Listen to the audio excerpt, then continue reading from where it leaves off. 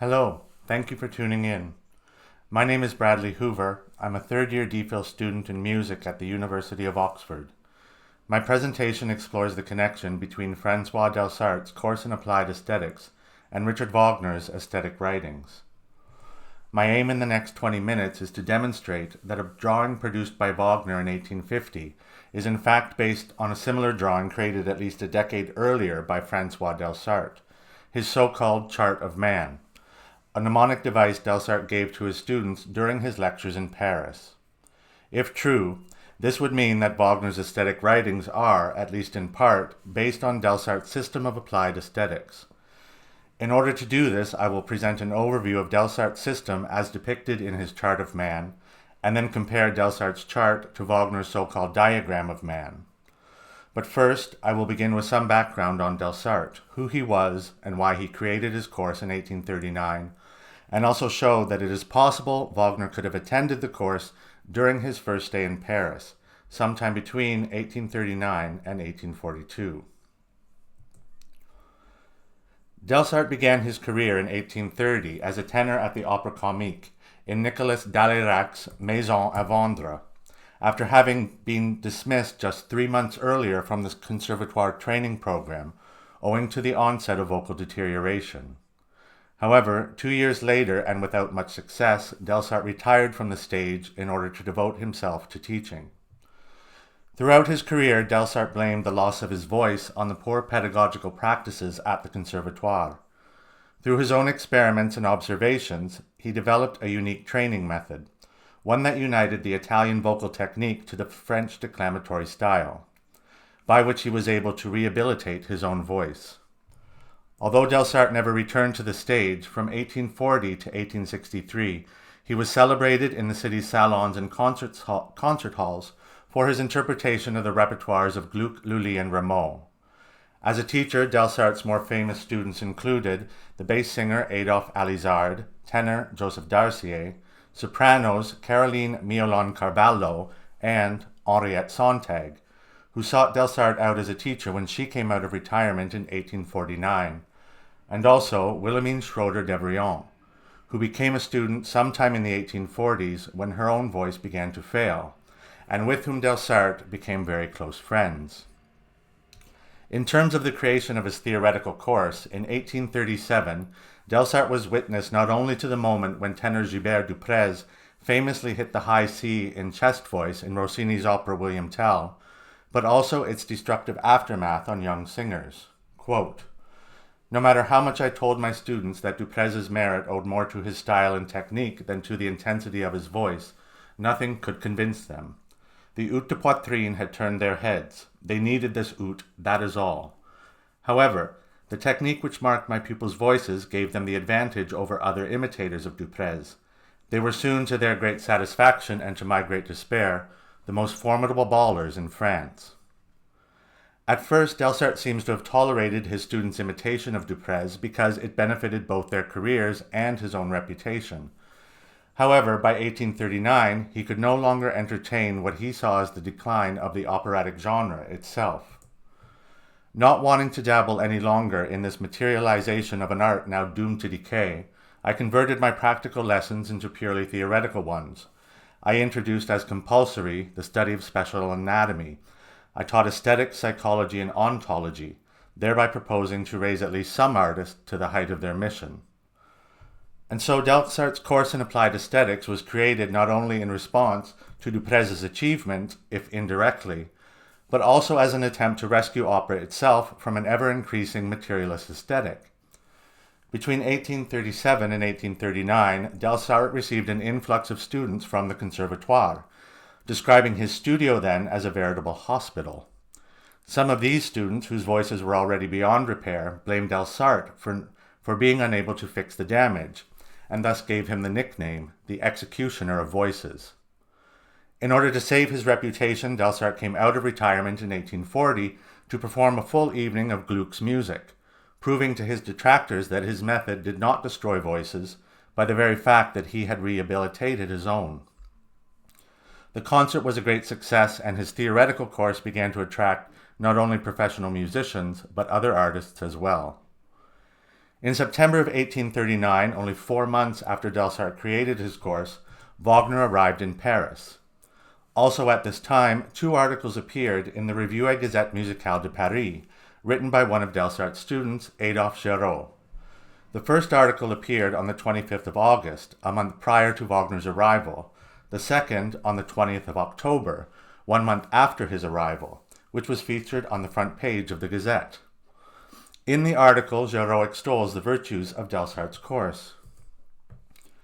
Regardless of the discredit in which abuse has often brought down the simplest and most legitimate forms of praise, I do not hesitate, at my own risk, to call to the attention of artists the fine work of M. Delsarte, to point it out to them as the most complete study of art ever achieved to my knowledge, the comprehensiveness of which time alone will understand. And so Wagner arrived in Paris just as Delsarte was gaining recognition not only for his aesthetic theory and vocal method, but also as the fashionable singer to hear in the city's salons.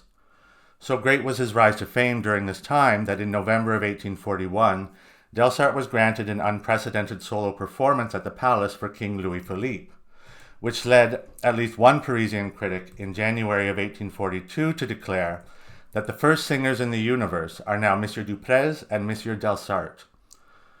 And so it would appear that Wagner was witness to Delsarte's rise to fame. The question is, was he influenced by Delsarte's aesthetic theory at this time? And before I present evidence on this, I will explain a bit about how the Delsarte system works. On the screen is a drawing of Delsarte's chart of man, a representation of an idealized concept of human nature. At the center of the drawing is a triangle in which is written memory, intelligence, and will, or memory, understanding, and will. This concept comes from St. Augustine's image of the Holy Trinity in man, as found in both the Confessions and De Trinitate, and is considered the first theory of mind in the Western tradition. To show how the image of the Trinity works in terms of human nature, according to Catholic doctrine, the Father is the generative principle which begets the Son, and from both the Father and the Son proceeds the Holy Ghost. In terms of Augustine's theory of mind, the Father corresponds to our capacity for memory, the Son to our understanding, and the Holy Ghost to our will. In terms of cognition, memory corresponds to the faculty of sense perception. Then, following the relations of the Trinity itself, images formed in the mind from sense perception without the help of the recollection of the will, that is, directly from Father to Son, are called phantasma. These images, which belong to the imagination proper, are considered dangerous because, according to St. Augustine, the mind has a great power to imagine not only things forgotten, but things that it never saw. On the other hand, images formed by both memory and understanding in a higher spiritual synthesis, that is, by the procession of the Holy Ghost, are called phantasia. These images are considered more real and thus more trustworthy because memory roots the imagination to reality by way of experience. In terms of knowledge, then, memory corresponds to past events, understanding to the present. And so images formed from both the past and present, from both memory and understanding, have the power to reasonably predict the future. Thus, the fantasia of the will is associated with future events. And this is, in a nutshell, how St. Augustine's theory of mind serves as the foundation for Delsarte's concept of human nature. Taking a look now at Delsarte's chart, he divides human nature into 3 parts: life, mind, and soul, which is akin to the ancient concept of the tripartite soul. Life, in red, corresponds to sense perception, the same as in Augustine, but life itself, which is common to all animals and children, still consists of memory, understanding, and will, with the power of sensation playing the dominant role. Thus, memory, understanding, and will intersect, or are entangled in, all 3 aspects of human nature. And so if I remove the red circle, we can see that the mind is still present in life by the power of instinct in blue, and the soul by the power of sympathy or affect in yellow. Delsarte's concept of life, then, is prior to full human consciousness. Now, when the child grows to be an adult, the understanding begins to dominate by the power of reason. However, we can see that life is still present in the mind by the power of judgment in red, and the soul by the power of consciousness in yellow. So the mind, like life, consists of memory, will, and understanding, but with inductive reasoning playing the dominant role. The third division in Delsarte's chart is Christian revelation, or genius, where the soul is dominated by the power of contemplation or mysticism. Life is present in the soul by the power of sentiment or the feelings in red, and the mind by the power of intuition in blue. As a whole, then, Delsarte's chart represents a perfected state of human nature, which when rendered in a drawing like this appears to be static. However, the inner three circles of memory, understanding, and will are dynamic in Delsarte's system, meaning that they all turn in order to create 27 different character types based on a reordering of the 9 fundamental powers of human nature. But how does the Delsarte system actually work in terms of operatic performance or any other art form? Because human nature and the physical body are completely connected in Delsarte's theory, the 3 divisions of human nature directly correspond to 3 expressive bodily agents. Life corresponds to the agents of phonation, lungs, larynx, and pharynx, as part of the respiratory and digestive systems, and is expressed by the vocal inflections, vocal tone, or song. Mind corresponds to the agents of articulation, the tongue, lips, teeth of the mouth, as part of the brain and central nervous system, and is expressed by articulate speech, language, and oratory. The soul corresponds to volitional movements of the body, the myologic or muscular system, of which there are 3 laws of motion, and is expressed by gesture or mimicry. This is how Delsarte is able to derive the arts of music, poetry, and dance, or rather Wagner's 3 Hellenic sisters, from the expressive physical agents of the body. As for the other art forms, Delsarte extends music, poetry, and dance outward from the physical body into the material realm, so that architecture becomes an extension of music, owing to its use of harmonic proportions. Instrumental music, being an extension of the human voice, belongs to the realm of sensation. For Delsarte, instrumental music was neither a language nor was it representative of the feelings.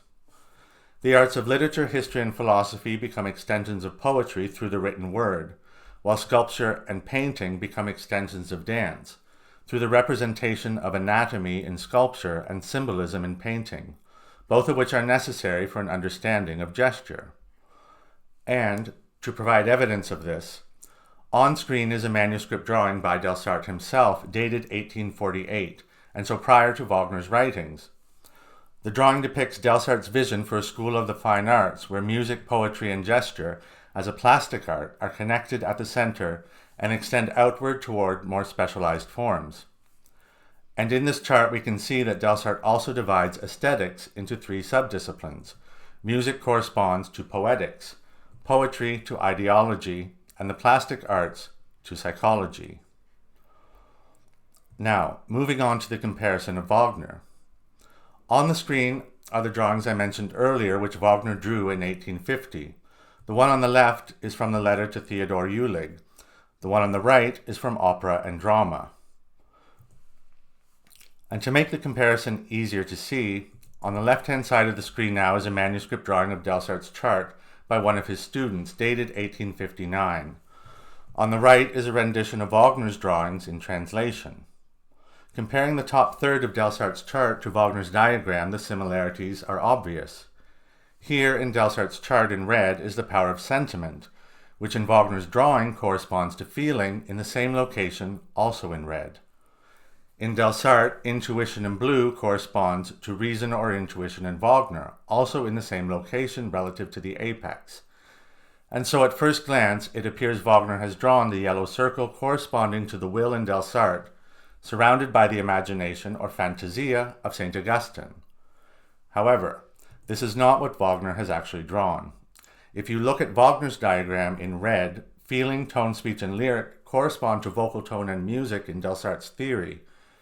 However, at the apex, Wagner's use of the terms word, speech, understanding, literature, and history correspond to articulate speech and these same concepts in Delsarte, and are therefore colored in blue. So the apex in Wagner's drawing corresponds to the mind and inductive reasoning in Delsarte, which is a part of the understanding, not the soul and contemplation. And so here the drawings seem to diverge, with 2 points now appearing in blue. However, because the power of intuition in Delsarte's theory intersects with the soul, it is also yellow. Actually, intuition is properly chartreuse in Delsarte's color system, but I have used primary colors here to simplify things. And of course, yellow corresponds to drama in Wagner's diagram because gesture is a necessary aspect of drama, even though Wagner does not use this term. It was Ernest Newman in a study of Wagner in 1899 who pointed out that the very use of the term drama here means that Wagner's theory is essentially flawed at its very foundations, because according to Newman, drama does not and cannot mean in relation to music what it has always meant in relation to poetry. So perhaps if Wagner had used the term gesture rather than drama here, his theory might have withstood Newman's analysis. Nevertheless, with the drawing ordered in this way and following the 2 arrows that Wagner has drawn, which are drawn incorrectly in William Ashton Ellis's translation of opera and drama, his concepts now follow the doctrine of the Trinity. The Father in red begets the Son in blue, from which proceeds the Holy Ghost in yellow. Or in Wagner's synthesis, tone speech begets word speech, from which proceeds the combined concept of word-tone speech, which is necessarily completed in drama by the use of gesture. Thus, what Wagner seems to have drawn is Delsarte's concept of the mind, which would mean that Wagner's use of the term imagination here does not correspond to fantasia, but to the more dangerous phantasma, which not only St. Augustine warned against, but Plato as well in his Republic, with the banishment of the poets from his ideal city. And so unlike Delsarte, who is obviously aiming at Christian morality and a medieval Christian aesthetic, Wagner is aiming at a more ancient concept of poetry and drama, or at least this is one possible interpretation of the drawing. However, with sentiment still out of place in Delsarte's chart, how can the 2 drawings be reconciled? Remembering that Delsarte's chart is dynamic, the inner circles turn to create 27 different character types, one of which is the poet. According to Delsarte, poets tend to lodge their hearts in their brains. Feelings pass into the realm of understanding, judgment into life, and sensation into the soul, meaning that a poet's heart is devoid of all feeling. Delsarte argues that poets tend to worship an abstract concept of humanity, but are quarrelsome with those around them. They are unreasonable, judgmental, and excessively driven towards sensualism. So I think Wagner is being clever here with the Delsarte system by depicting a psychological profile that is, according to Delsarte himself, characteristic of poets. Of course, in order to have done this, Wagner would have had to have known how Delsarte's chart of man functioned. But once sentiment takes the place of judgment in Delsarte's chart, lodging the feelings in the brain, the concepts now mirror those in Wagner's diagram. Sentiment begets reason or understanding, from which proceeds the power of intuition. By omitting the life and the soul from human nature, Wagner's diagram gives prominence to an aesthetics of ideology rather than balance, poetics, ideology, and psychology, as in Delsarte's chart. So from this brief demonstration, it seems to me that Wagner had a very good understanding of Delsarte's system, and that his diagram is clearly based on Delsarte's chart of man. Now, there are of course still aspects in both drawings I have not been able to touch upon here, but the aim of my presentation was to simply show that these drawings are connected, and to propose that it is possible for Wagner to have attended Delsarte's lectures during his stay in Paris. To conclude, although I stated in my abstract that none of these drawings were published in either Delsarte's or Wagner's lifetime, recalling the caricature of Delsarte from the beginning of my presentation, which shows him teaching in his studio in Paris, you will see on the wall behind him a simplified version of his chart of man. This drawing was published in 1861, and so is evidence that Delsarte's mnemonic device was important enough to his aesthetic theory that it too was caricatured alongside Delsarte. And so, this concludes my presentation. I would like to thank the AMS Selection Committee for allowing me to present my work at the conference this year, and thank you to all those who tuned in to watch and for taking an interest in my work. I very much look forward to your comments and questions on the 14th of November. Thank you.